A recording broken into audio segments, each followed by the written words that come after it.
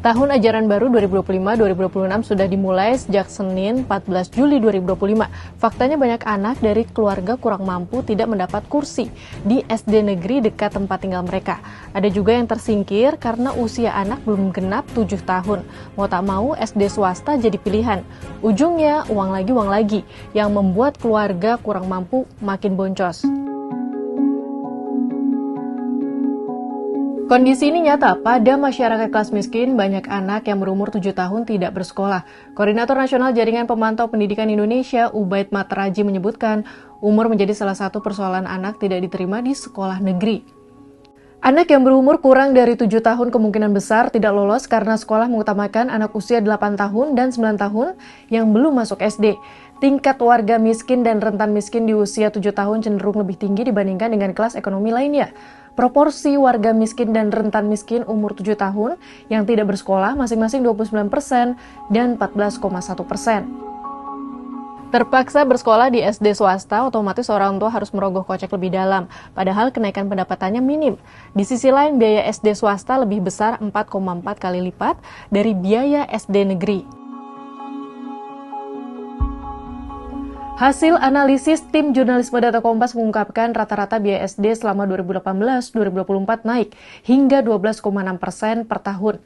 Besaran ini sangat jomplang dibanding dengan rata-rata kenaikan gaji orang tua yang hanya 2,6% per tahun.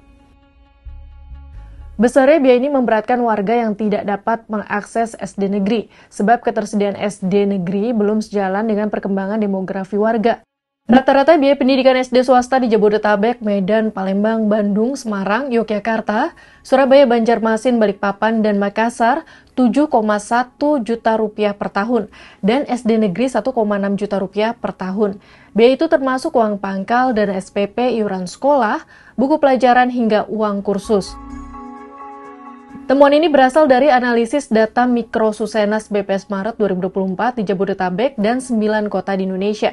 Ironisnya dari data yang sama 25,5% dari total 230.443 keluarga miskin di Jabodetabek dan 9 kota lain menyekolahkan anak di SD swasta. Keluarga miskin menurut BPS tahun 2024 adalah mereka yang pengeluarannya kurang dari Rp582.932 per kapita per bulan. Jakarta menjadi kota dengan rata-rata biaya SD swasta paling mahal.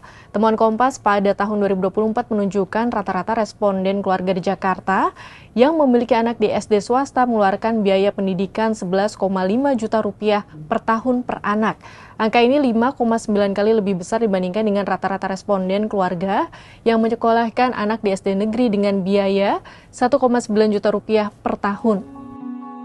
Atas kondisi ini, Ketua Umum Badan Musyawarah Perguruan Swasta Nasional Saur Panjaitan mengusulkan adanya aturan batas bawah dan batas atas biaya sekolah swasta. Tujuannya agar biaya sekolah swasta tidak melonjak terus karena terjadi hukum permintaan dan penawaran seperti sekarang ini.